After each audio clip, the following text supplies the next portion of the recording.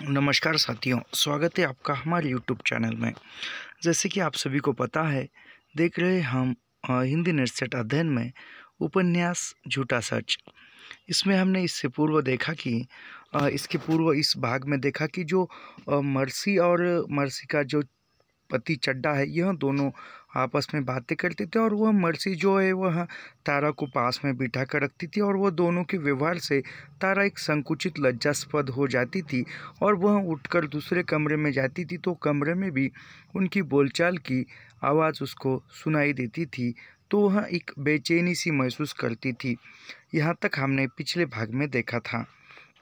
अब यहाँ से आगे तारा नारी कल्याण केंद्रों का विस्तार करने और उन्हें उपयोगी बना सकने के लिए बहुत परिश्रम कर रही थी। यानी तारा जो है वह जो नारी कल्याण केंद्र है, यानी जो नारी के सहायता करने के लिए जो केंद्र है उसमें वह नियुक्ति हो चुकी थी और उसी वह विभाग को, नारी कल्याण केंद्र को वह विस्तार करने या उसको अच्छे स्थान पर पहुंचाने के लिए वह परिश्रम कर रही थी, मेहनत कर रही थी, पूरी लगन से काम कर रही थी। तारा दफ्तर से वह थकी हुई लौटती थी, परंतु घर में कल काय के मार चैन न था। दफ्तर से वह आती थी लेकिन घर में चैन न था। वही कोलाहल, बातचीत, वह सब कुछ।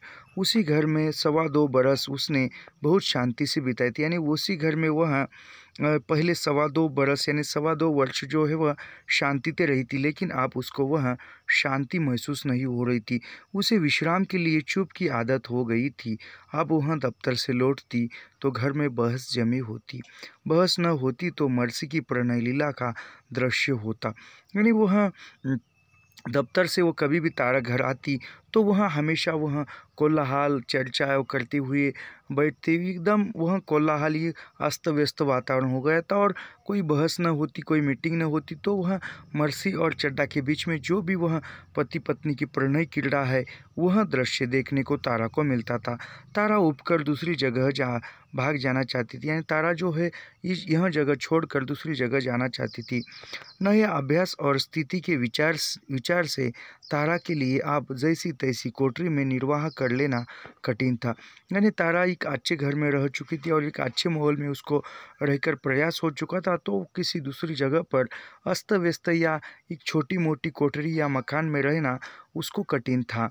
सरकारी मकान मिल सकने के लिए प्रतीक्षा की आवश्यकता थी। यानी सरकारी मकान मिलने के लिए उसको और प्रतीक्षा करनी थी। उसने वर्किंग वुमेन हॉस्टल में चले जाने की बात सोची। यानी वह जो काम करने वाली, जो जॉब करने वाली जो स्त्रियां है, उसके लिए जो हॉस्टल रहते हैं उसी में जाने के लिए बात उसने सोची। तारा ने हॉस्टल के बारे में कई तरह की अफवाहों की परवाह न भी करती, परंतु तारा के चाहते ही तो वहाँ जगह खाली नहीं हो जा सकती थी। यानी वह हॉस्टल में जो काम करने वाली स्त्रियाँ रहती उसमें बहुत सी अफवाहें थी और वह अफवाहों की पहचान, यानी उस अफवाहों को ध्यान में न रखते हुए भी वह जगह जाना चाहती, लेकिन वहाँ कोई जगह खाली नहीं, अपने दफ्तर की खाली नहीं हो सकती थी क्योंकि वह पहले से ही भरा हुआ था। बीच में जब जगह खाली हुई थी वह वहाँ गई नहीं। यानी जिस समय वहाँ की जगह खाली हुई थी हॉस्टल में, उस समय तारा वहाँ गई नहीं हॉस्टल में। उसने अपने दफ्तर के 2-3 भले क्लर्कों से मकान ढूंढ लेने के लिए कह दिया था। यानी जो दफ्तर में जो क्लर्क, जो लिपिक काम करने वाले हैं, उनको वह मकान ढूंढने के लिए कह दिया था। 2 कमरे, रसोई, गुसलखाना समेत छोटी से छोटी जगह का किराया आप 8 से कम नहीं था। यानी वो छोटे से मकान, 2 कमरे और एक रसोई गुसलखाना, यानी जो वॉशरूम वो होता है, वो छोटी सी जगह, यानी 8 रुपये भी वहाँ उस ज़माने में किराया था। अलग मकान ले लेने पर रसोई का प्रबंध और तारा के दफ्तर में रहते समय घर की रखवाली कौन करता।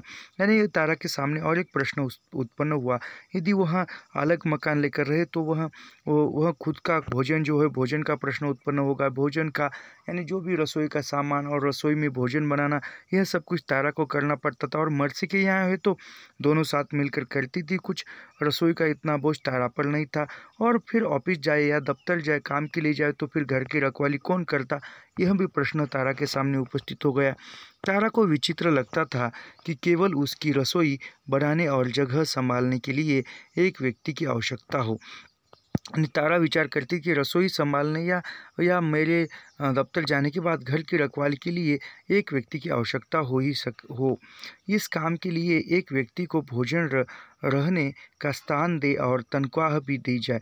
यानी वह घर की रखवाली और भोजन करने के लिए भोजन देकर उसकी कुछ तनख्वाह देकर एक नौकर को रखा जा सकता है। 2 वर्ष पूर्व वह ऐसी बात स्वीकार नहीं करती। यानी 2 वर्षों पूर्व बात तारा जो है ऐसी बात स्वीकार नहीं करती थी, क्योंकि उस समय उसके पास स्थिति या पैसे जो थे वह इतने नहीं थे। दफ्तर जाने से पहले और लौटकर रसोई बना लेनी ही उचित समझती, पर अब यह आवश्यकता जान पड़ रहा था। यानी वह रसोई दफ्तर से आकर ही पहले वह खाना बनाना ही उचित समझती थी। उत्तर था अपना काम ढंग से कर सकने की सुविधा चाहिए। यानी जो भी अपना काम है वह ढंग से, यानी ठीक ढंग से, कोई बाधा न हो, यह काम करना चाहिए, सुविधा हो जो भी काम है वह करने में। फिर भी अपनी अकेली जान के लिए 200-250 खर्च करने के विचार से मन पर बोझ सा लगता था, परंतु उसके प्रति लोगों के विचार और व्यवहार ने अपनी स्थिति ऊंची मान लेने के लिए विवश कर दिया। यानी वह एक अकेली है तो अकेली के लिए महीने का 200-250 रुपये भी खर्च होगा, लेकिन यह खर्च अधिक होगा, यह सोचकर भी तारा एक थोड़ी सी ये हो गई। और फिर विचार आया कि व्यवहार, यानी अन्य लोग क्या समझेंगे, यह भी व्यवहार आया। प्रति मास 8-70 वह सीता को भी दे रही थी। यानी प्रति मास, यानी हर माह वह 60-70 रुपये जो है वह सीता को दे रही थी। वह मन मार कर मर्सी के यहाँ होने वाली असुविधा को सहे जा रही थी। तारा जो है, जो मर्सी के यहाँ उसको असुविधा हो रही थी, उसको सुविधाजनक वातावरण नहीं मिल रहा था, फिर भी वह वहाँ आकर खुद के विचारों को दबाकर वह सहे जा रही थी। सीता की सहायता रोक देना उचित नहीं था। लड़की अब बहुत संयम ढंग से चल रही थी। यानी वह सीता की सहायता के लिए वो 60-70 रुपये दे रही थी, तो वो सहायता भी रोकना तारा को उचित नहीं समझा, क्योंकि वह सीता जो है अब ठीक ढंग से रह रही थी। परिश्रम भी बहुत करती थी, उसे टाइप का अच्छा अभ्यास हो गया था। यानी वह सीता जो है परिश्रम भी करती थी, टाइप का जो वह अश्वलिपि, जो शॉर्ट टाइपिंग करने का अभ्यास करती थी, वह अच्छा हो रहा था। माथुर उसे कभी कभी टाइप का काम भी दिला देता था। यानी माथुर जो है कभी कभी सीता को टाइपिंग का काम भी करा देता था। 15-20 रुपये बना लेती थी। माँ बेटी को अपनी अंधेरी सी कोठरी का किराया ही 12 रुपये देना पड़ता था। यानी वह कभी भी 15-20 रुपये का काम कर लेती टाइपिंग का, और जो माँ बेटी को दोनों को मिलकर जो किराया था मकान का वह 12 रुपये देना पड़ता था। सीता की माँ होजरी फैक्ट्री से मोजे ले आती थी। माँ बेटी घर में मोजों के पंजे एड़िया सीकर रुपया 1.25 रुपया रोज़ कमा लेती। यानी वह माँ जो है, सीता की माँ, वह होजरी फैक्ट्री से जो मोजे है वह ले आती थी, और घर पर उसके जो मोजे पंजे बनाने का काम वह माँ बेटी या सीता और उसकी माँ करती थी, और उसमें से कुछ 1.25 रुपया रोज़ उसको मिलता था। उसी की सहायता रोकना उचित नहीं था। यानी इसी प्रकार जो सीता की सहायता तारा करती है, तो वह रोकना उसको अच्छा नहीं था। अक्टूबर के पहले सप्ताह में डिप्टी सेक्रेटरी बात्रा साहब ने तारा को बुलाकर पूछा, तुम्हारा कम्युनिस्ट पार्टी से कोई संबंध है? यानी वह अक्टूबर माह से पहले सप्ताह में डिप्टी कलेक्टर, यानी जो उच्च पद पर है, उसने तारा को बुलाया और पूछा कि क्या तुम्हारा कम्युनिस्ट पार्टी से कोई संबंध है? जी नहीं, तारा ने उत्तर दिया कि मैं नहीं। तारा ने उत्तर दिया। उसे प्रश्न से विस्मय हुआ। अंडर सेक्रेटरी के रूप में नियुक्ति के समय दूसरी बार भी उसके राजनीतिक विचार व्यवहार के विषय में पूछताछ हो चुकी थी। यानी तारा ने नहीं उत्तर दिया, और उसे प्रश्न से विस्मय हुआ, यानी विस्मय हुआ कि अंडर सेक्रेटरी के रूप में जब नियुक्ति हुई थी तभी वह राजनीतिक विचार व्यवहार के विषय में पूछताछ हो चुकी थी, और फिर ऐसा प्रश्न क्यों? यानी तारा को लग रहा है कि अन्य उच्च पद पर नियुक्ति होगी, ऐसा तारा को प्रश्न क्यों पूछा जा रहा है? उसने जिज्ञासा से बांद्रा साहब की ओर देखा। यानी उसने जिज्ञासा की बांद्रा साहब की ओर देखा। बांद्रा साहब ने फिर पूछा, क्या तुम्हारे मकान पर कम्युनिस्ट लोग आते जाते हैं? यानी बांद्रा साहब ने फिर पूछा, क्या तुम्हारे मकान पर कोई कम्युनिस्ट पार्टी के लोग आते जाते हैं? तुम्हारे मकान पर उन लोगों की मीटिंगें होती है? यानी वह बांद्रा साहब पूछ रहे हैं तारा से, क्या तुम्हारे मकान पर, तुम जिस जगह पर रहती हो उस जगह पर क्या कम्युनिस्ट पार्टी के लोग आते जाते हैं? क्या तुम्हारे मकान पर उनकी कोई मीटिंग या चर्चा चलती है? तारा के मस्तिष्क में संदेह कौंध उठा। स्पेशल इंटेलिजेंट पुलिस के विषय में सुन चुकी थी, यानी वह तारा के मन में मस्तिष्क में संदेह उठा और जो भी वह सुन उठी थी सरकारी वातावरण में सावधानी से बात करना भी सीख लिया था। यानी जो सरकारी वातावरण था उसमें किस प्रकार बात की जाए यह भी तारा ने सीख ली थी। सभी जानते थे कि राजा जी और सरदार पटेल ने कम्युनिस्टों को एनिमी नंबर वन सबसे बड़ा शत्रु करार दिया था। यानी जो सरकार था उस समय का, सरदार वल्लभ भाई पटेल उस जमाने के जो गृह मंत्री थे और वह जो भी सरकार थे उन्होंने जो कम्युनिस्ट था उनको कम्युनिस्टों को सरकार का सबसे बड़ा शत्रु या दुश्मन मान रखा था। सरकार कम्युनिस्टों से संपर्क या सहानुभूति रखने वाले अफसरों को विश्वास योग्य नहीं समझती थी। यानी सरकार जो है वह जो कम्युनिस्ट पार्टी के लोगों से संबंध या कोई संपर्क रखते थे उसको वह विश्वास पात्र नहीं समझती थी। तारा ने उत्तर दिया, मेरे मकान पर कोई कैसे आ सकता है? मेरे पास कोई मकान है ही नहीं। यानी तारा ने उत्तर दिया कि मेरे मकान पर कोई कैसे आ सकता है, मेरे पास तो मकान है ही नहीं। दिल्ली में बिल्कुल अकेली हूँ, अकेले अलग से मकान लेते भी झिझक होती है। यानी तारा कहती कि दिल्ली में मैं बिल्कुल अकेली हूँ और अकेली के लिए कोई एक मकान लेना इस बात से ही मैं झिझकती हूँ। एक प्राइवेट नर्स सिस्टर मर्सी की पेइंग गेस्ट हूँ। यानी वह कहती है कि एक प्राइवेट अस्पताल में काम करने वाली नर्स है मर्सी, उसके पास मैं एक पेइंग गेस्ट के रूप में रहती हूँ। सिस्टर मर्सी भी अकेली थी पर उसके पास पूरा प्लॉट है। यानी वह मर्सी जो है वह भी अकेली थी लेकिन उसके पास पूरा प्लॉट है। अगस्त से उसने मिस्टर चड्ढा से विवाह कर लिया है। उन्हें मिलने बहुत लोग आते जाते हैं, मालूम नहीं उनमें कम्युनिस्ट भी हो सकते हैं। यानी तारा बता रही है कि अब मर्सी ने भी चड्ढा से शादी कर ली है, विवाह हुआ है, तो वहाँ बहुत से लोग आते जाते हैं, मालूम नहीं है वहाँ कम्युनिस्ट हो भी सकते हैं या नहीं भी हो सकते। मेरे लिए तो असुविधा ही हो गई है। यानी वह तारा कह रही कि मेरे लिए वहाँ असुविधा हो गई है। मिस्टर बांद्रा ने परिस्थिति समझकर संतोष से सिर हिलाया और तारा ने अनुमान का समर्थन किया। सब कुछ तारा की बात सुनकर मिस्टर बांद्रा ने समझ लिया तारा की बात और समझ लिया और सिर हिलाया। फिर तारा ने भी अनुमान का समर्थन किया। तुम्हारी बाबत कॉन्फर्टेशन इंक्वायरी गुप्त जांच मांगी गई है। यानी वह तुम्हारे बारे में गुप्त जानकारी मांगी गई है, ऐसा वह तारा से बांद्रा साहब कह रहे हैं। मेरे विचार में अपनी पोजीशन के ख्याल से तुम्हें पेइंग गेस्ट बनकर नहीं रहना चाहिए। यानी वह कहते हैं बांद्रा साहब कि मेरे ख्याल से तुम्हें वह जिस पद पर हो उसके लिए वह तुम पेइंग गेस्ट मर्सी के यहाँ रहती हो उस जगह पर तुम्हें रहना नहीं चाहिए। तुम्हारे पास गाड़ी है? नहीं। तुम्हें, यानी तारा को पूछते कि क्या तुम्हारे पास गाड़ी है? फिर तारा कहती कि नहीं। आवश्यकता और अपनी स्थिति के विचार से अपनी गाड़ी भी रखनी चाहिए। यानी वहाँ बांद्रा साहब कहते हैं तारा से कि आवश्यकता के अनुसार और स्थिति के अनुसार तुम्हें खुद की गाड़ी भी रखनी चाहिए। मैं तुम्हारे हितेपी के रूप में बात कर रहा हूँ। खैर मैं तुम्हारा उत्तर लिख दूंगा, लेकिन बेहतर है कि तुम जल्दी ही स्थान बदलो। यानी वह बांद्रा साहब कह रहे कि मैं तुम्हारा जो उत्तर है वह एक अच्छा लिख दूंगा, लेकिन बेहतर यह होगा, अच्छा यह होगा कि तुम मर्सी के यहाँ से तुरंत वहाँ स्थान बदलो रहने का। मैं लिख दूंगा तुम जगह की तलाश में हो। सर्विस रोल में इस तरह की बात आना ठीक नहीं। यानी जो कहती है कि मैं लिख दूंगा कि तुम्हें जगह की तलाश है, इसलिए तुम्हें उस और वह नौकरी पेशे में रहती, तो इस प्रकार पेइंग गेस्ट के रूप में रहना ठीक नहीं है, ऐसा वे कहते हैं। जानती हो तुम्हारी रिकॉर्ड एक्सेलेट चल रहा है। तुमने मकान के लिए अप्लाई किया है। यानी वह कहती है कि तुम्हारा जो मकान के लिए अप्लाई कर रहा है उस पर जांच हो रही है। सुना है अभी कोई संभावना नहीं है।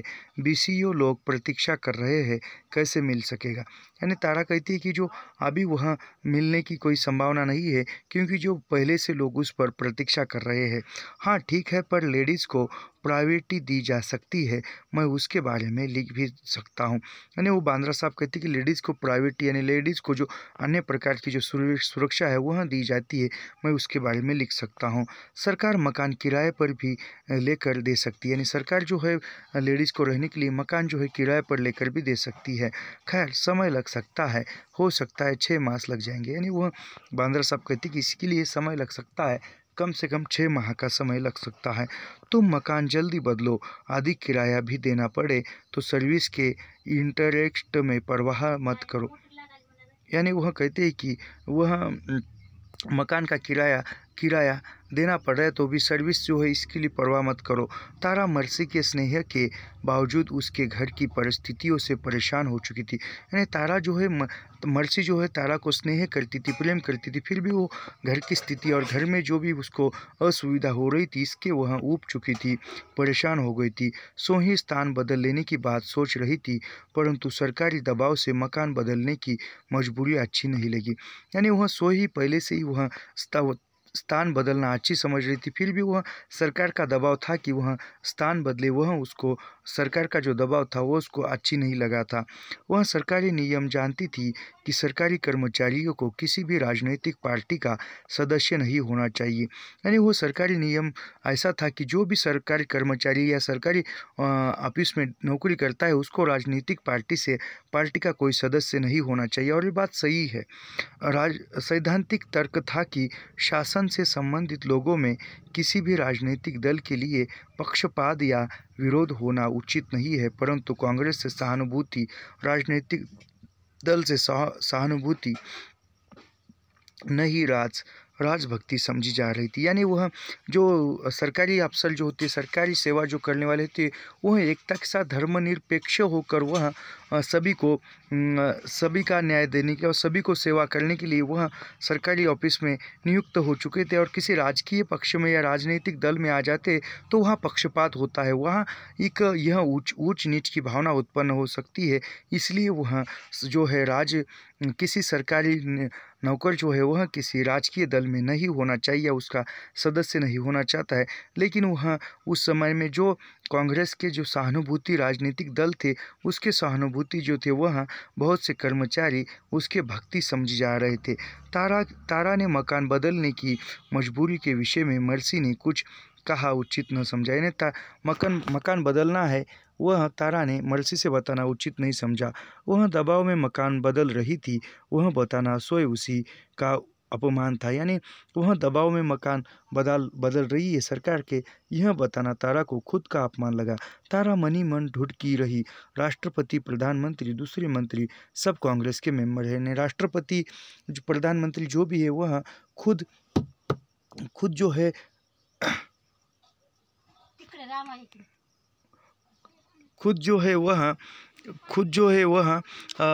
जो राष्ट्रपति प्रधानमंत्री जो है वह दूसरी मेंबर जो है वह कांग्रेस के मेंबर है। कहने को वे एजुकेटिव शासन अफसर नहीं है, परंतु नीति कांग्रेस के पक्ष पे निश्चित कर ही रहे, यानी जो एग्जीक्यूटिव यानी जो शिक्षा प्राप्त किए हुए वह शासक नहीं है, उसने शिक्षा प्राप्त की नहीं, फिर भी वो कांग्रेस पक्ष की नीति नियम जो है वह निश्चित कर रहे हैं। दूसरे दलों के प्रति यह असहिष्णुता कांग्रेस की डायरेक्टरशिप नहीं है तो क्या है, यानी जो असहिष्णुता यानी दूसरे पक्षों के जो कांग्रेस के जो नियम है वह कौन करते हैं, जो अच्छे खासे पढ़े लिखे नहीं है, उसको नियम निश्चित करने की कोई पहचान नहीं है, उसकी योग्यता नहीं है, फिर भी वह नियम जो है लागू करते हैं। और दूसरे दलों की असहिष्णुता कांग्रेस की डायरेक्टरशिप नहीं है तो क्या है, यानी दूसरे दलों पर कांग्रेस का यह हुक्म नहीं तो क्या है, ऐसा वह कर रही है। खद्दर की हुडिया खरीदने के लिए अप्रत्यक्ष दबाव डालना क्या है, यानी जो खद्दर यानी जो खादी की जो हुडी या कपड़े जो है वह खरीद लेने के लिए ज़बरदस्ती करना, एक वह दबाव नहीं तो क्या है। गांधी जयंती के 2 सप्ताह पहले से सब सरकारी दफ्तरों में कर्मचारियों को खद्दर की हुडिया खरीदने के लिए उत्साहित किया जा रहा था, यानी गांधी जयंती है और उसके 2 सप्ताह पहले ही सरकारी दफ्तरों में जो भी कर्मचारी है उसको जो खादी खरीदने के लिए उत्साहित किया जा रहा था। उदाहरण हरण दिए जा रहे थे कि सेक्रेटेरिएट ने 100 200 की हुंडियाँ खरीद ली, यानी जो उदाहरण बताए जा रहे थे। जो अन्य जो सेक्रेटरी लोग हैं कर्मचारी है, उन्होंने 200 रुपये 100 रुपये की हुडिया खद्दर की खरीद ली है। मिस्टर बांद्रा ने भी 150 रुपये की हुडी खरीद ली थी। बात फैल गई थी कि वेतन हिसाब से 10% की हुडी सनी को खरीदनी चाहिए। यानी बात फैल चुकी थी कि उसने ये किया है। तारा ने विशेष इच्छा न होने पर भी 100 रुपये की हुडी खरीद ली। यानी तारा की इच्छा नहीं थी खद्दर की खरीदने की, फिर भी उसने उसकी इच्छा के अनुसार 100 रुपये की हुडी खरीद ली थी। तारा के सेक्शन के 2-3 क्लर्कों ने अफसर की नर्सी से सहायता पाकर कहा, रुपए की कोई बात नहीं है, पर हम खद्दर का उपयोग नहीं करते। यानी तारा जिस ऑफिस में काम करती थी सेक्शन में, उसके वहाँ के क्लर्कों में कहा कि हम खद्दर खरीदने पैसों की कोई बात नहीं, लेकिन खद्दर का उपयोग हम नहीं करते। हमें खद्दर में विश्वास नहीं, बहुत महंगा भी पड़ता है। आप कहे तो हुडी खरीद कर घर में डाल देंगे। यानी वह जो क्लर्क है वह कहते कि खद्दर तो हम पहनते नहीं और वह महंगा भी होता है, तो वह आप कहे तो वह हम उसको खरीद कर घर में ही रख देंगे, इसका उपयोग तो हम करते नहीं। तारा ने उन्हें उत्तर दिया, इसमें विश्वास था, विश्वास का क्या प्रश्न है, हुडी ले लीजिए और जैसे चाहे इस्तेमाल कीजिए। यानी तारा ने उनको कहा कि जो हुडी लीजिए आप जैसे चाहे वैसे इस्तेमाल कीजिए, घर रखिए या वो खुद इस्तेमाल कीजिए, खद्दर पहनने की मजबूरी नहीं है। यानी खद्दर पहनने में कोई मजबूरी नहीं है। छोटी मोटी हुडी सभी क्लर्कों ने खरीद ली थी, परंतु बड़बड़ाए भी ज़रूर थे। यानी सभी क्लर्कों ने छोटी मोटी जो खद्दर की जो हुडी है वह खरीद ली थी। हुडी यानी वह तागा कहते हैं कपड़ों का, वह खरीद ली थी और वह बीच में वह चर्चा भी कर लेते। रामस्वरूप भट्ट फाइल लेकर तारा के कमरे में आया था। यानी रामस्वरूप भट्ट फाइल लेकर तारा के कमरे में आया था। वह तारा को कभी सर कभी हुजूर कहता था। यानी जो रामस्वरूप भट्ट है वह तारा को कभी सर या कभी हुजूर कहता था। उसने विनय से खड़े होकर क्लर्कों के नाम लेकर चुगली खाई। यानी वह तारा से वह रामस्वरूप भट्ट जो है वह तारा से चुगली कर रहा है क्लर्कों के प्रति। कह रहा था, गांधी आश्रम और खद्दर तो सदा पॉलिटिकल रहे। यानी गांधी खद्दर जो है और गांधी की जो भी आश्रम है वह पॉलिटिकल यानी राजनीतिक रहे, वो राजनीतिक विचारों से कहते हैं खरीदो। खद्दर में हमारा विश्वास नहीं है और महंगा भी बहुत है। यानी खद्दर में हमारा विश्वास नहीं है और वह खद्दर जो है वह महंगा भी बहुत है, क्योंकि खरीदने में पैसे भी ज़्यादा है। कह रहा है, रुपए में 7 आने कमीशन धोखा है।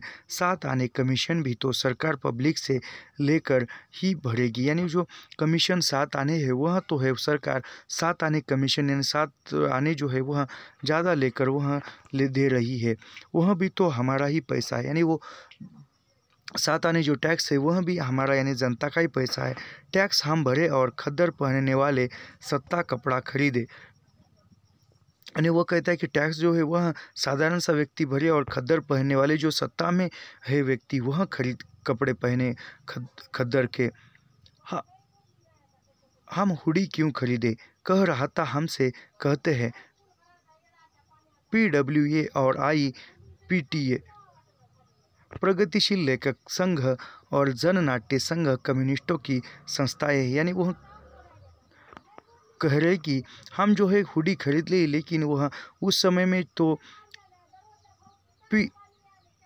PWA और IPTA की प्रगतिशील जो लेखक संघ है जन नाट्य संघ कम्युनिस्ट की संस्थाएं हैं, उनमें सरकारी नौकर उपयोग सहयोग न दे। यानी जो अन्य जो प्राइवेट जो संस्था है उसमें सरकारी नौकर सहयोग न दे, अपना खद्दर ज़बरदस्ती पहनते हैं।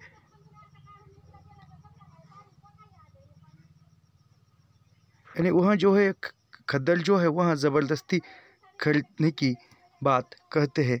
गांधी भंडार का घाटा पब्लिक से टैक्स लेकर पूरा करते हैं। यानी गांधी का जो भंडार है वह पब्लिक का पैसा लेकर पब्लिक से टैक्स लेकर पूरा करता है। नेहरू को खर्चा काटने का शौक है तो दिन भर राजघाट पर जाकर काता करे, हमारे सिर खद्दर क्यों ला दे। यानी नेहरू को जो है खर्चा काटने का यानी जो वह कटौती करने का शौक है, तो वह राजघाट पर जाकर कहते, हमारे यहाँ हमारे सिर पर यानी हमसे वह क्यों खद्दर खरीद लेकर टैक्स वसूल कर रहा है, ऐसा वह इल्ज़ाम लगाई। तुरंत मकान बदल लेने का दबाव पड़ने पर तारा को क्लर्कों ने असंतोष की बातें याद लगी। यानी वह तुरंत मकान बदल लेने की जो बात सरकार ने दबाव डाला था तारा पर, उसके लिए वह जो है वह तारा को याद आने लगी। मकान बदलने की मजबूरी के विषय में किसी से कुछ कह कर अपना अपमान प्रकट नहीं करना चाहती, यानी मकान बदलने के लिए वह किसी से कुछ कहकर कहना खुद का अपमान समझती थी। इतनी सी बात के लिए नौकरी छोड़ दे, यानी वो छोटी सी बात के लिए नौकरी छोड़ दे, यह भी उचित नहीं। यह त्याग किस आदर्श के लिए करे? मैं तो केवल आजीविका कमाने के लिए ही जिंदा हूँ। यानी तारा कहती है कि मैं तो वह छोटी सी घर मकान बदलने के लिए, वह छोटी सी बात के लिए नौकरी छोड़ दे, नौकरी का त्याग कर दे, ऐसा तो ये नहीं सकता। और मैं तो खुद के आदर्श के लिए या खुद जिंदा रहने के लिए कमा रही हूँ या नौकरी कर रही हूँ। मेरा क्या, सभी का यही हाल है। यानी सभी जो कर्मचारी है वह सभी का तारा के जैसा हाल है। माथुर, रतन और दफ्तर के 2 क्लर्कों की दौड़ धूप से तारा को पंचकुटिया रोड पर एक मकान मिल गया। यानी वह जो अन्य माथुर साहब या रतन जो अन्य क्लर्क को कहा था तारा ने, उसके सहयोग से तारा को कुइया रोड पर एक मकान मिल गया। फ्लैट कुछ मर्सी के फ्लैट जैसा ही था ना, उसका जो फ्लैट था वह फ्लैट मर्सी के फ्लैट के जैसा ही था। किराया देना पड़ा 80 रुपये, जो 80 रुपये किराए पर मकान मिला। खाना बनाने और तारा के दफ्तर में रहते समय घर की रखवाली के लिए नौकरानी की ज़रूरत थी। यानी वह खाना बनाने के लिए और घर की रखवाली के लिए नौकरानी की भी आवश्यकता हो गई। यदि मर्द अफसर होती तो कोई कठिनाई थी, यानी कोई पुरुष अफसर होता तो कोई कठिनाई थी। उसके चपरासी के बीवी बाल बच्चे दिल्ली में नहीं थे, यानी वह उसका जो चपरासी था उसके बाल बच्चे जो है दिल्ली में नहीं थे। चपरासी ऐसे साहब लोगों की तलाश में रहते थे जो रहने का स्थान दे दे, यानी चपरासी जो है वह ऐसे ही जगह नौकरी ढूंढते थे उसको रहने का स्थान दे दे। चपरासी रसोई और झाड़ू बुहारी भी कर लेते थे और रहने का स्थान और भोजन पा जाते थे। यानी जो चपरासी जो है वह झाड़ू पोछा जो भी घर का काम है, भोजन बनाना, वह सब कुछ करते थे और साथ में रहने का और भोजन भी पा जाते थे। बीड़ी तंबाकू के लिए इनाम इकराम भी मिलता रहता था, यानी बीड़ी तंबाकू या अन्य खर्चा के लिए उसको कुछ पैसे भी मिलते थे। उनकी पूरी तनख्वाह बच जाती भी, यानी वो खर्चा निकल जाता तो पूरी जो तनख्वाह है वह बच जाती थी। तारा मर्द चपरासी को कैसे रख लेती है? तारा जो है किसी पुरुष चपरासी को कैसे रख लेती थी? क्योंकि वह घर में अकेली है। प्रगति की पहली मंजिल पर स्त्रियां क्लर्क और अफसर बन गई थी, चपरासी नहीं बनी थी। यानी वो प्रगति के पहली मंजिल पर जो स्त्रियां जो है क्लर्क अफसर बन गई थी, लेकिन चपरासी नहीं बनी थी। तारा ने सीता को बुलाकर स्पष्ट बात की, मुझ पर बहुत खर्च आ पड़ा है। यानी तारा ने सीता से बात की और कहा कि मुझ पर बहुत खर्च हो गया है, बहुत सा पैसा खर्च हो रहा है, नया मकान लेना है, अब 70-75 माहवार कैसे दे सकूंगी? यानी तारा जो है वह सीता से कहती है कि आप मकान भी मैंने 80 रुपये किराया पर लिया है तो खर्चा बढ़ गया है, आप 70-75 माहवार कैसे दे सकूंगी? तुम माँ बेटी को मैं एक कमरा दे दूंगी। यानी वो कहती कि तुम माँ बेटी को मैं एक कमरा देती हूँ, माँ घर संभाल ले, जैसी दाल रोटी मैं खाऊंगी तुम्हारे लिए भी हो जाएगी। यानी वो कहती कि तुम्हारी माँ जिस प्रकार तुम जैसे घर में दाल रोटी खाती हो, तुम्हारे लिए भी वही दाल रोटी हो जाएगी। इधर विस्थापित स्त्रियों के दुस्साहस की भी अनेक कहानियाँ फैल रही, यानी जो स्त्री के विस्थापन की, स्त्री की रहने की भी दुस्साहस अनेक कहानियाँ जो है वह फैल रही थी, झूठी अफवाहें। किसी अजनबी का भरोसा और विश्वास करके जोखिम में पड़ने की प्रतीक्षा तारा ने यही उचित समझा। यानी किसी बिना पहचान के लोगों की नौकर रखने से उचित है कि किसी पहचान या विश्वास के लोगों को रखा जाए। यह तारा ने, इसलिए वह सीता और उसकी माँ के लिए भी इससे अच्छा और क्या प्रबंध, यानी तो इसलिए वह विश्वास की और पहचान की तो सीता और सीता की माँ है, तो तारा ने वह समझा कि उसको वह विश्वास पात्र और ये कौन नहीं मिल सकता, और इसीलिए वह सोचकर वह सीता की माँ को और सीता को वह उसकी मकान में रखना चाहती, और वो सीता और सीता की माँ को भी इससे अच्छा प्रबंध व्यवस्था नहीं हो सकती थी। तारा कुछ दिन घर बसाने में व्यस्त रही। यानी तारा जो है कुछ दिन घर बसाने में व्यस्त रही। जीने के सामने पड़ता बरामदा कमरा आने जाने वालों और ठहरने बैठने के लिए रखा। यानी वो घर में अस्त व्यस्त एकदम ठीक तरह से रही। घर के पास में बरामदा था, आने जाने बैठने की व्यवस्था सब कुछ थी। दूसरे कमरे में अपना पलंग, बड़ा कमरा उसने सीता और उसकी माँ को दे दिया। यानी जो एक कमरे में खुद के लिए पलंग बिछाया और दूसरे कमरे में सीता और सीता की माँ का सामान रखा और उसको वह कमरा दिया। पिछवाड़े रसोई के साथ भी बरामदा था, यानी रसोई के साथ भी एक बरामदा था। मकान मालिक की एक बहुत भारी पुरानी भद्दी सी मेज वहाँ पड़ी थी। यानी जो मकान मालिक था उसकी पुरानी जो मेज है वहाँ पर थी। तारा ने मेज पर सोम जामा डाल दिया था। तारा के मकान के पिछवाड़े छोटे छोटे मकानों की गलियाँ थी। यानी तारा के मकान से पीछे के भाग में छोटी छोटी गलियाँ थी। सन 1947 तक वहाँ गरीब मुसलमान रहते थे। यानी विभाजन से पहले वहाँ पर मुसलमान लोग रहते थे उस गलियों में। अब निम्न मध्यवित्त पंजाबी बस गए थे। यानी अब जो उस गलियों में जो निम्न मध्यवर्गीय है वह पंजाबी लोग बस गए थे। तारा रविवार के दिन पिछले बरामदे में मेज पर सीता के साथ खा रही थी। तारा जो है पिछले रविवार के छुट्टी के दिन बरामदे में बैठकर मेज पर सीता के साथ खाना खा रही थी, भोजन कर रही थी। गली के स्त्री पुरुषों ने उन्हें देखकर ऊंचे स्वर में बात शुरू कर दी। यानी गली के स्त्री पुरुषों ने देखकर ऊंचे स्वर में बात करना शुरू कर दिया। देखो देखो मैं हो गई, यानी देखो देखो मैं हो गई। मैं तो है ही, यानी मैं यानी स्त्रियाँ तो है ही। वाह अच्छी भली पंजाबी है, यानी अच्छी भली पंजाबी स्त्रियाँ है। गली में चारपाई पर बैठकर एक थाली में खाना खाते दो मर्द गाली देकर बोल पड़े। यानी गली में जो बैठकर चारपाई पर खाना खा रहे थे दो पुरुष, वह बैठकर गाली देते बोले, बड़ी जेंटलमैन है, मेज पर खाना खाती। यानी वह दो पुरुष कहते कि बड़ी जेंटलमैन है, मेज पर बैठकर खाना खाती है। तारा और सीता अपनी थालियाँ लेकर भीतर चली गई। तारा और सीता जो है तो वह सब कुछ सुनकर थालियाँ लेकर, जो भी भोजन की थालियाँ थी वह लेकर भीतर चली गई अंदर। तुम्हें क्या? सीता की माँ ने रसोई से बाहर निकलकर विरोध किया। यानी सीता की माँ ने रसोई से बाहर निकलकर विरोध किया। तुम्हें क्या? अपने घर में कोई कुछ करे, तुम खाट पर बैठकर नहीं खा रहे हो। यानी वह सीता की माँ कहती है कि टोकते हुए, तुम्हें क्या? हमारे घर में हम कुछ भी करें क्या? तुम खाट पर बैठकर खाना नहीं खा रहे हो। मेरी भतीजी जैसी सीधी लड़की तो दुनिया में नहीं मिलेगी, अंडर सेक्रेटरी सरकारी अफसर है। यानी वो कहती है कि मेरी भतीजी, यानी तारा को कहती है कि उसकी जैसी वह भली लड़की नहीं मिलेगी, तो वह तो सिक्योरिटी विभाग में अंडर सिक्योरिटी पद पर सरकारी अफसर है। टेलीफोन पर पुलिस बुलाकर खड़ी कर देगी तो पता चलेगा। यानी वो कहती है टेलीफोन करेगी या फ़ोन करके पुलिस बुला लेगी तब तुम्हें पता चलेगा, ऐसा वे कह रही है। सीता ने उसी संध्या फिर वही बैठकर खाना खाया। यानी सीता ने उसी जगह पर मेज पर बैठकर खाना खाया शाम के समय। किसी ने कुछ नहीं कहा। तारा भी वही बैठकर खाना खाने लगी। यानी सीता की माँ ने कहा कि यह जो सरकारी अफसर है और पुलिस को बुला लेगी, तो वह किसी ने कुछ नहीं कहा। संध्या के समय सीता और तारा वही मेज पर बैठकर खाना खा रही। नए मकान में तारा को समय था। यानी नए मकान में तारा के पास समय था, चिंता नहीं थी, शांति का वातावरण था। उससे मिलने आने वाले लोग बहुत कम थे। यानी तारा को मिलने आने वाले लोग बहुत कम थे। मातुल नियमित रूप से बुध या बृहस्पति की संध्या 6 बजे के लगभग आता था। यानी जो माथुर जो है वह तारा से मिलने बुधवार या बृहस्पति या गुरुवार की संध्या शाम के समय लगभग आता था। माथुर ने तारा के प्रति बड़े भाई या संरक्षक का कर्तव्य अपना लिया था। यानी माथुर साहब ने तारा के प्रति बड़े भाई या संरक्षक, यानी तारा का बड़ा भाई या उसका संरक्षक, उसकी सुरक्षा करने वाला मान लिया था।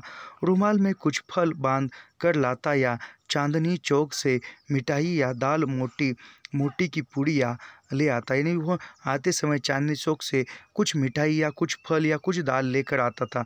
नरोत्तम भी आता था। वह निश्चित रूप से मास के अंतिम सप्ताह में तारा को क्लब ले जाने के लिए आता था। यानी नरोत्तम भी आता था, वह भी ड्यूटी पर था, तो वह निश्चित समय में माह के अंतिम सप्ताह में आता था और तारा को क्लब ले जाता था। कोई नई पुस्तक खरीदता था, तो पढ़कर तारा को दे जाना, या घर के व्यवहार से खिन्न होता तो तारा के पास बैठकर दिल हल्का कर जाता था। कोई नई पुस्तक लेकर आता था और वो पढ़ने के बाद तारा को देता था, या घर में जो कुछ भी व्यवहार होता था उसको वो ऊब जाता था तो वो तारा के पास बैठकर बात करके मन हल्का कर जाता था।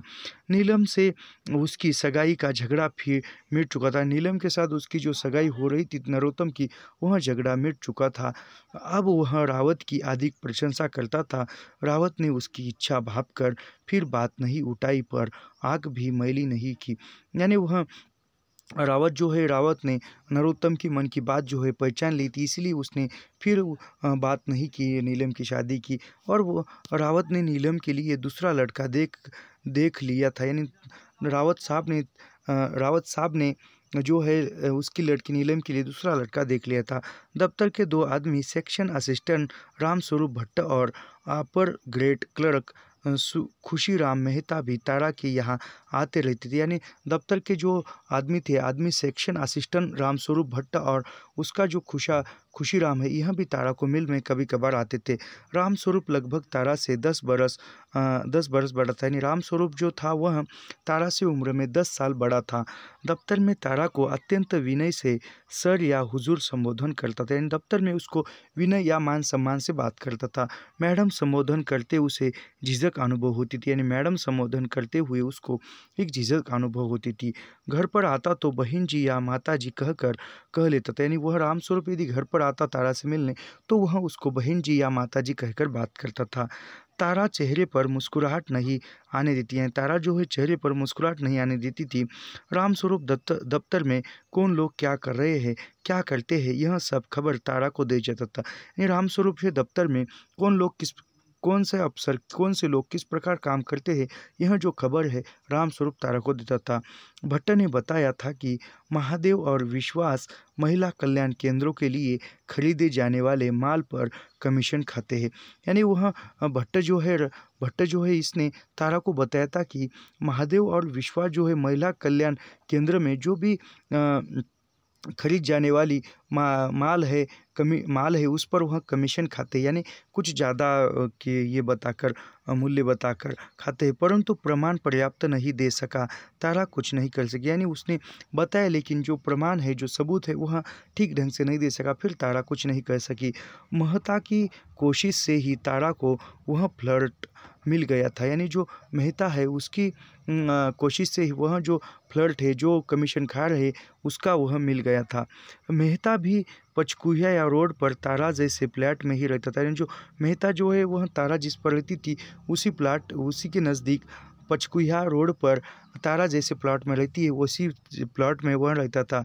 बेचारे की तनख्वाह भत्ता मिलाकर 220 रुपये थी। यानी वह मेहता की जो तनख्वाह थी वह भत्ता मिलाकर 220 रुपया थी। उसने फ्लैट में एक शिकमी किराएदार परिवार भी रखा हुआ था। 5 बरस से उसी फ्लैट में था। तब से 45 रुपये ही किराया दे रहा था। यानी वह 5 बरस से वही था और उसने उसी कमरे में एक और किराएदार भी रखा था और तब से वह 45 रुपये किराया दे रहा था। मेहता प्रति रविवार उनकी 1.5 वर्ष की लड़की को गोद में लेकर आता था। लड़की से कहता था, बुआ जी को जय करो दे। यानी वह मेहता जो है उसकी 1.5 वर्ष की एक लड़की है, उसको लेकर वह तारा के पास आता था और उस लड़की को कहता था कि बुआ जी को जय करो, यानी नमस्कार करो। छोटी बुआ को जय कर दे, माँ जी को भी जय कर दे। यानी छोटी बुआ यानी वह सीता जो है उसको छोटी बुआ और माँ जी यानी सीता की जो माँ है उसको भी जय कर दो, यानी नमस्कार कर दो, ऐसा वह बेटी को सिखाता था। मेहता पूरनदेही से पूछ लेता था। यानी मेहता जो है पूरनदेही से पूछ लेता था, माँ जी मेरे लायक कोई ऐसा सेवा हो तो बता दीजिए। यानी जो मेहता जो है उस सीता की माँ से पूछता था कि मेरे लायक यानी मैं कुछ सेवा कर सकूं तो मुझे बता दीजिए। शुरू में राशन बर्तन भांडे खरीदने में भी उसी ने सहायता की थी। यानी जो प्रारंभिक दौर में तारा यहाँ आई थी तो जो राशन बर्तन जो भी है वह खरीदने में उसने मेहता ने मदद की थी। मेहता के मामा ने पहाड़गंज में किराए की दुकान खोल ली थी। यानी मेहता के जो मामा थे उसने पहाड़गंज में किराए की दुकान किराना जो भी घर का सामान लगता है उसकी दुकान खोल ली थी। वह सब चीज़ें साफ करा कर बिनवा कर थैलियों में बंद करके बेचता था। यानी वह सब जो पुरानी चीज़ें उसको साफ करके पैक करके बेचता था। उसकी दुकान खूब चल निकली थी। मेहता तारा के घर के लिए सब सौदा शुल्क वहीं से ले आता था। मेहता जो है सब सामान जो है उसके मामा के दुकान से ले आता था। तारा के मकान लेने पर रतन, शीलो और घुल्लू को लेकर आया था। यानी तारा ने मकान लिया था, यह बात पता चलने पर रतन, शीलो और उसका बेटा घुल्लू है वह लेकर आए थे। पूरन देई और सीता स्थिति समझकर जरा गंभीर हो गई थी। यानी जो भी वह स्थिति देखकर सीता और पूरन देई जो है वह गंभीर हो गई थी। तारा ने भापा और उसने शीलो और रतन के साथ और भी अधिक आत्मीयता दिखाई। यानी शीलो ने वह सब कुछ जान लिया और फिर आत्मीयता दिखाई, उनका बहुत आदर किया। घुल्लू को गोद में लेकर दोनों के साथ एक ही थाली में खाना खाया। यानी घुल्लू में गोद लिया और रतन, शीलो के साथ तारा ने मिलकर एक ही थाली में खाना खाया। पूरनदेई और सीता को अपने माते के देवर छिपा लेने पड़े थे। यानी पूरनदेई जो है सीता की माँ और इन दोनों को जो उसके माते के तेवर है उसको छुपा लेने पड़े। पचकुहिया रोड से करोल बाग बहुत दूर नहीं था। यानी पचकुहिया जो रोड था वहाँ से करोल बाग बहुत दूर नहीं था। परंतु तारा ने शीलो की अवस्था देखकर कहा, उधर सड़क बहुत खराब है, तुम तकलीफ न करना, मैं तुम्हारे यहाँ आ जाऊंगी। यानी वह नज़दीक था तो वह तारा ने ही कहा कि तुम्हारे यहाँ से आने के लिए रोड बहुत ख़राब है, तुम तकलीफ़ मत करना, मैं ही वहाँ आ जाऊँगी तुमसे मिलने। एक संध्या नरोत्तम आया हुआ था, उसी समय माथुर भी आया। यानी एक समय जो है नरोत्तम आया था और उसी समय माथुर साहब भी आए। माथुर के हाथ में डिब्बा देखकर नरोत्तम ने पूछा, क्या पेंट्री लाए हैं? यानी माथुर के हाथ में एक डिब्बा था और वह देखकर नरोत्तम पूछता है कि क्या लाए हो? बहुत अच्छे आए, हमारा भी हिस्सा है। यानी नरोत्तम कहता है कि बहुत अच्छे आए हैं, हमारा भी हिस्सा है। पेंट्री नहीं भाई देखो। यानी माथुर कहते हैं कि ये पेंट्री नहीं है भाई देखो। माथुर ने डिब्बा नरोत्तम के सामने कर दिया। यानी माथुर ने नरोत्तम के सामने डिब्बा कर दिया। रंग बिरंगे डिब्बे पर छपा हुआ था, देवीचंद लाहौर सैद मीठा वाले। डिब्बा खोलने पर देखा उसमें बर्फी थी। यानी वह बर्फी वाले का नाम जो था वह रंग बिरंगे पर डिब्बा होता, देवीचंद लाहौर सैद मीठा वाले ऐसा था। और डिब्बा खोला तो उसमें बर्फी थी। वहाँ बही वहाँ, नरोत्तम बोल उठा कि वहाँ, यानी तारीफ करने लगा। पंजाबी रिफ्यूजियों ने आकर दिल्ली को तमीज़ सिखा दी, वरना यहाँ तो मिठाई मक्खियों से भरे दोनों में ही मिलती थी। यानी वह पंजाबियों से आए हुए जो हलवा है, मिठाई वाला है, उसने जो मिठाई पैक करके दी है, एक डब्बे में दी है, और वह कहता है कि पंजाबी जो आया है उसने मिठाई किस प्रकार दी जाती है वह दिल्ली वालों को तमीज़ सिखाई है कि वह पैक करके दी। नहीं तो दिल्ली में तो ऐसे ही खुली रख कर मिठाई बेचते थे। नरोत्तम कुर्सी पर आगे बढ़कर उत्साह से सुनने लगा। नरोत्तम जो है वह उत्साह से सुनने लगा। परसों हमारे मामा भिवानी से बरसों बाद दिल्ली आए। यानी जो भिवानी से जो उसके मामा है वह दिल्ली आए हैं। उन्हें दिल्ली की चाट याद आ गई। यानी उन्हें दिल्ली की चाट याद आ गई। उन्हें चाट खिलाने के लिए चांदनी चौक से जाना पड़ा। यानी उनके चाट देने के लिए, मिठाई देने के लिए चांदनी चौक से जाना पड़ा। चाट तश्तरी में दी गई और चम्मच भी साथ था। चाट जो है तश्तरी में दी गई थी और चम्मच भी था। मामा पुराने ख्याल के हिंदू है, उन्हें चीनी और कांच के बर्तन से परहेज है। मामा जो है वह पुराने ख्याल के है, स्वदेशी यानी वो विदेशी यानी कांच के और चीनी के जो बर्तन हैं उसके घृणा करते हैं। झेप कर बोले, भैया हमें यह विलायती चाट नहीं चाहिए। यानी वह झेप पर बोले कि, यानी गुस्से में बोले कि हमें ये विलायती चाट नहीं चाहिए, हमें तो चाट पत्ते पर दो। यानी हमें जो चाट है वह पत्ते पर दो। चाट का पता और उंगली चाट कर चटकार नहीं लिया तो चाट क्या हुई। यानी वह यदि चाट खाया और उसकी चाट खाने के बाद उसकी प्रशंसा न करे तो फिर मिठाई क्या है, चाट क्या है, ऐसा वे कहते हैं। हमने तो इस उम्र तक दुकान पर पूड़ी और चाट पत्तों पर ही खाई है। यानी वह कहते हैं माथुर साहब, हमने तो पूरी उम्र में चाट जो है दुकान पर चाट और पूड़ी जो है एक पत्ते पर ही खाई है। पानी कुल्हड़ में पिया है, पानी जो है कुल्हड़ में पिया है। इस बुढ़ापे में नई बात क्या सीखे, यानी वो कहते कि इस बुढ़ापे में नई बात क्या सीखे। बेचारे जिधर नज़र डालते थे आंखें फटी रह जाती थी, कह बैठते अरे दिल्ली तो सब बदल गई। यानी जिस प्रकार वह नज़र डालते थे और चौंक जाते थे कि दिल्ली जो है बिल्कुल बदल चुकी है। बड़ी रौनक हो गई है, यानी बड़ी वहाँ खुशहाली हो गई। दुकानों पर अंगिया की बंधनवारे देखकर उनकी आंखें झेप से नीचे हो जाती है। यानी दुकानों पर अनेक प्रकार के जो सामान देखकर वह आंखें झुका लेती है। तारा ने संकोच से मुंह फेर लिया। तारा ने संकोच सुनकर संकोच किया और मुंह फेर लिया। नरोत्तम ने तुरंत क्षमा मांगी और बोला भाई यह व्यापार की नैतिकता है। जिस चीज़ की खपत बढ़ेगी उसे बेचने के लिए उसका प्रदर्शन भी अधिक होगा। यानी वो नरोत्तम कहता है क्षमा मांगते हुए, ये व्यापार है और व्यापार की नैतिकता ऐसी है, नहीं व्यापार का जो मूल्य है वो नैतिकता है वो ऐसी है, जो चीज़ अच्छी तरह से बिके या ज़्यादा बिके उसका प्रदर्शन वो अधिक ही होता है, ऐसा वे कहता है। यूरोप में दुकानों पर स्त्रियों की पिंडलियाँ ज़माने मौजों के इश्तहार के लिए दिखाई देती है। यानी वह कहता है कि यूरोप के दुकानों में स्त्रियों की पिंडलियाँ यानी जो घुटने के नीचे का पैरों का भाग होता है वह दिखाई जाती है, ऐसा वे कहते हैं। वे लोग नारी का सौंदर्य पिंडलियों में ही देख पाते हैं। यानी जो नारी का जो सौंदर्य है वह पिंडलियों में यानी जो घुटने के नीचे का जो भाग होता है उसको पिंडलियाँ कहते हैं, और वह नारी का जो सौंदर्य है वह पिंडलियों में ही लोग देखते हैं।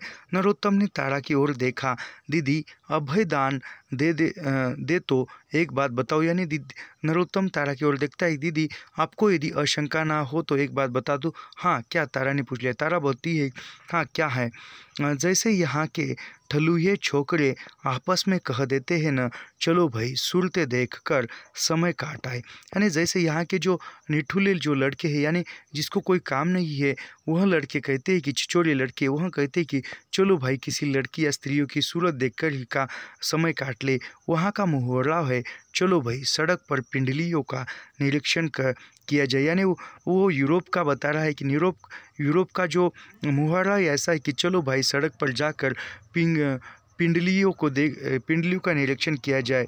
चुप बेशरम, तारा ने मुस्कान दबाकर डांट दिया। यानी तारा ने जो भी मुस्कान दबाकर यानी उसको हंसी आ रही थी उसको दबाकर कहा कि चुप बेशरम कहीं का।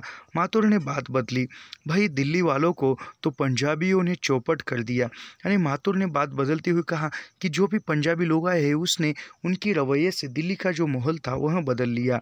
क्या कंपटीशन करते हैं, सब बिजनेस पंजाबियों ने समेट लिया है। यानी क्या कंपटीशन यानी क्या स्पर्धा करते हैं, क्या प्रतियोगिता करते हैं, सब बिजनेस जो है सब व्यापार जो है वह पंजाबियों ने समेट लिया, अपना लिया, लगा लिया। लाजपत राय मार्केट, कमला मार्केट, करोल बाग तो बसा ही दिए, चांदनी चौक भी पुराने दिल्ली वालों से छीन लिया। यानी जो भी वह मार्केट थे व्यापार के वह सब पर कब्जा पंजाबी वालों ने किया है, और अब पुरानी दिल्ली ने भी उसको छीन लिया है दिल्ली वालों से। दिल्ली वाले भी आप संभल रहे हैं, पंजाबियों से ढंग की सीख रहे। यानी दिल्ली वाले भी आप संभल चुके हैं, वह भी व्यापार करने के लिए पंजाबियों की नीति सीख रहे हैं। नहीं तो मज़े कहीं 10 बजे दुकान खोलते थे। यानी नहीं तो 10 बजे दुकान खोलते थे। पंजाबी जो है सुबह जल्दी ही तड़के में भोर में ही दुकान खोलते हैं। मेहता की पत्नी और उसकी बहन दोनों जीना चढ़कर आ गई। यानी मेहता की पत्नी और मेहता के पत्नी की बहन जो है दोनों जीना चढ़कर आ गई। बहुत भव्य पोशाक में मेहता की बहन गुड्डी को गोद में ली थी। यानी जो मेहता की बहन जो है वह एक भव्य पोशाक में मेहता की लड़की को गोद में लिए थी। गुड्डी ने तारा को देखकर बाहें फैला दी, बुआ अजय। यानी जो छोटी लड़की है उसने 1.5 साल की है, उसने तारा को देखकर बाहें फैलाकर कहा कि बुआ अजय। गुड्डी भी खूब बनी ठगी थी, झुंझलाले बालों में रिबन बंधिया फाँक तारा ने गुड्डी को गोद में लेकर चूमा और बर्फी खाने को दी। यानी वह मेहता की जो लड़की है वह भी खूबसूरत थी और उसके घुंघराले बाल थे और एक बढ़िया फाक तारा ने उसको गोद में लिया और चूम लिया, उसको स्नेह करने लगी। नरोत्तम और मातुल ने भी बच्ची को पुकारा, बड़ी प्यारी लगी। नरोत्तम और मातुल भी बच्ची को देख कर कहते कि बड़ी प्यारी बच्ची है। मेहता की पत्नी और बहन बैठी नहीं, यानी मेहता की पत्नी और उसकी बहन जो है बैठी नहीं है। उन्होंने खड़े खड़े ही बात की, कल बसंत के दिन आप ही गुड्डी का नामकरण कर रहे हैं। यानी वह तारा को कहने आए थे कि कल बसंत के दिन तुम ही गुड्डी का नामकरण करोगी, ऐसा कहते हैं। इन्होंने तो आपसे कहा ही दिया है, सोचा हम भी याद दिलाए। यानी वह मातुल ने तो कह ही दिया है कि फिर भी हम भी कह दे, ऐसे सोचकर आए। वैसे तो पंडित को भी बुला लिया है, पर यह कह रहे थे जो नाम आप कहेंगी वही रखेंगे। यानी पंडित जी ने भी नाम किया है, तो वह कह रही थी कि जो नाम तारा कहेगी वही नाम रखेंगे। इतनी सी बात के लिए तकलीफ़ की ज़रूरत आएगी, यानी वो छोटी सी बात के लिए तकलीफ़ की ज़रूरत थी। तारा ने आश्वासन पाकर दोनों महिलाएं चली गई। तारा से आश्वासन पाया और दोनों ननद भाभी चली गई। पास पड़ोस में काफ़ी रिश्ते जम गए हैं, यानी आस पड़ोस के जो काफ़ी रिश्ते बन गए थे तारा के साथ। नरोत्तम ने पूछ लिया, यह तो मेरे दफ्तर के क्लर्क मेहता की बीबी और बहन थी, बहुत भले लोग हैं। यानी नरोत्तम कहता कि यह जो आई है यह मेहता की पत्नी और उसकी बहन है, ये मेरे दफ्तर में है और बहुत भले लोग हैं, ऐसा कहते हैं। क्लर्क मातुल ने विस्मय प्रकट किया, ढंग और पोशाक से लगा कि नई दिल्ली के किसी ठेकेदार या 2000 रुपया तनख्वाह पाने वाले अफसर के परिवार की होंगी। यानी जो क्लर्क मातुल है उसने इसमें प्रकट किया और उसको लगा कि पोशाक देखकर दिल्ली के किसी ठेकेदार या 2000 तनख्वाह पाने वाले के घर की स्त्रियां होगी, अफसर के परिवार की होगी। यूपी और दिल्ली के लोगों में अपनी स्थिति से बढ़कर पहनने का कभी रिवाज नहीं था। यानी दिल्ली और जो उत्तर प्रदेश के लोग हैं उनमें ऐसी स्थिति थी कि अपने रिवाज के यानी स्थिति को ढाक कर या अच्छा ढंग से रहने की रिवाज नहीं था। इन्हें कतई नहीं पहचाना जा सकता कि लोअर मिडिल क्लास की स्त्री है। यानी इन्हें देखकर ऐसा नहीं लगता कि ये जो है मध्य वर्ग की स्त्रियां है, ऐसा नहीं लगता। यह पहचानने की ज़रूरत क्या है, आपको उनकी संपत्ति और अमीरी से क्या मतलब है, अपनी गरीबी क्यों स्वीकार करे, तारा ने पूछ लिया। यानी तारा कह रही कि इसको स्वीकार करने की क्या ज़रूरत है, जिसकी उसकी अमीरी उसके पास है, हमें क्या मतलब है, ऐसा कहती है तारा। और फिर पूछ लिया, उन्हें शौक पूरा करने का अधिकार नहीं है। यानी तारा पूछते है कि उन्हें शौक पूरा करने का अधिकार है, अधिकार क्यों नहीं है, ऐसा वे कहती है। नरोत्तम ने मातुल की ओर देखा है, नरोत्तम मातुल की ओर देखता है और प्रोफेसर साहब, पोशाक से अधिक आर्थिक स्थिति छिपी नहीं सकती। यानी वो कहते हैं कि पोशाक पहनने से जो आर्थिक स्थिति है वह छिपी नहीं सकती, क्यों नहीं छिपती, कैसे पहचान लोगे, मातुल ने पूछ लिया। यानी वह नरोत्तम कहता है कि पोशाक पहनने से जो आर्थिक स्थिति वह छिप नहीं सकती। फिर मातुल पूछता है कि क्यों नहीं छिप सकती है, नाखून और एड़ी से सब पता चल जाता है। यानी वो नरोत्तम कहता है कि नाखून और एड़ी से सब पता चलता है।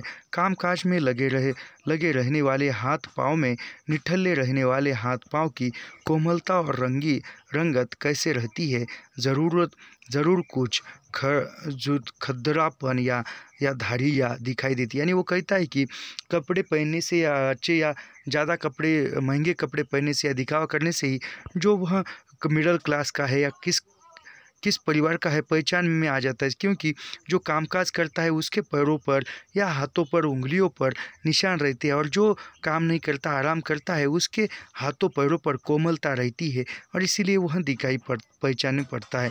बहुत गहरी छानबीन करने लगे हो नरोत्तम, पक्के लुच्चे हो गए हो, तारा ने पूछा। यानी तारा कह रही कि वो कहती कि नरोत्तम को, तुम तो बहुत छानबीन करने लगे हो और तुम पक्के लुच्चे हो गए हो, ऐसा वो कहती है। फिर तारा पूछती है, तुम्हें निठल्ले हाथ पाँव ही अच्छे लगते हैं। यानी तारा कहती है कि तुम्हें जो है जो निठल्ले हैं यानी जो कुछ काम काज नहीं करते वही हाथ पाँव तुम्हें अच्छे लगते हैं। मुझे तो हरामखोरी की निशानी लंबे रंगे नाखून देखकर ऊब लगती है नरोत्तम ने कहा। नरोत्तम कहता है कि जो बड़े बड़े नाखून है वही देखकर एक मुझे ईर्ष्या ऊब जाती है, ऐसा वे कहते हैं। नरोत्तम ने कहा, पर इन लोगों के खर्चे कैसे चलते हैं। नरोत्तम कहता है कि इन लोगों के खर्चे कैसे चलते हैं, क्योंकि वह तो मध्य वर्ग के लोग हैं, शौक है पहनते हैं, खर्च करते हैं, किसी से मांगते तो नहीं जाते, तारा ने कह दिया। तारा कहती है कि उनके शौक़ है, उनके खर्च है, वह खुद पूरे करते हैं, किसी से मांगते तो नहीं है, ऐसा वह तारा कहती है। मांगने नहीं जाते पर निभाते कैसे हैं। यानी फिर नरोत्तम कहते हैं कि ये मांगने नहीं, मातुर कहते हैं कि यह मांगने नहीं जाते हैं तो फिर निभाते कैसे है। यह प्रश्न मातुर के सामने खड़ा है। अब दिल्ली वालों में भी बीमारी फैल रही है, मातुर ने परेशानी पर। अभी दिल्ली वाले जो लोग हैं वह भी दिखावा कर रहे हैं, यानी जो खुद के स्थिति से अधिक पोशाक में दिखावा कर रहे हैं, ऐसे वह परेशानी प्रकट की। निभाते ही है, तारा ने कहा। यह तो इच्छा और निभाने का ढंग है, यानी वो कहते कि निभाते ही है, तारा ने कहा। और यह तो जिसकी उसकी इच्छा पर और उसके ढंग पर पता चलता है। पिछवाड़े के बरामदे में जाकर खड़े हो जाओ, देख लो कैसे मकान है और किस तरह के कपड़े पहने लड़के लड़कियां उनमें से आ जा रहे हैं। यानी तारा कहती कि मेरे पिछवाड़े में जो गलियां है उस मकान की ओर, उस बरामदे में की ओर जाकर देखो कि वहाँ के गलियों के लोग किस प्रकार रहते हैं और किस प्रकार कपड़े पहनकर लड़के और लड़कियां आ जा रहे हैं। देखो, खुद कपड़े धोती है, घर में प्रेस न भी हो तो भी रेडी वाले को पैसे देकर प्रेस करते, यानी घर में जो कपड़ों पर इस्त्री लगाई जाती है वह नहीं है, फिर भी वह बाहर से इस्त्री वाले को पैसे देकर इस्त्री लगवा कर आते हैं। दफ्तर में तो ट्रेस से पता लग जाता है कि अमुक पंजाबी है, अमुक यूपी बिहार बंगाल का है। यानी वो कहते कि दफ्तर में तो पता चल जाता है देखने से ही, भाषा से, यह पंजाबी है, यह यूपी यानी उत्तर प्रदेश का है, यह बिहार का है, यह बंगला का है। पंजाबी तो कहता है मैं तुमसे किस बात में कम हूँ, यानी पंजाबी जो है वह कहता है कि मैं जो हूँ किस बात से तुमसे कम हूँ, मेरी तनख्वाह जायदाद से तुम्हें क्या मतलब। यानी पंजाबी कहता है कि मेरी तनख्वाह और जायदाद से तुम्हें क्या मतलब। पंजाबी अपनी कठिनाई या दीनता प्रकट नहीं करना चाहते, यानी पंजाबी जो है अपनी जो भी परेशानी है, दीनता है, हीनता है, वह प्रकट नहीं करना चाहता। तो आज के वीडियो में इतना ही, मिलते हैं अगले वीडियो में। ऐसे ही लाइन टू लाइन, पंक्ति दर पंक्ति अध्ययन करने के लिए हमारे चैनल को सब्सक्राइब कीजिए, लाइक कीजिए और शेयर करना मत भूलिए। मिलते हैं अगले वीडियो में। धन्यवाद।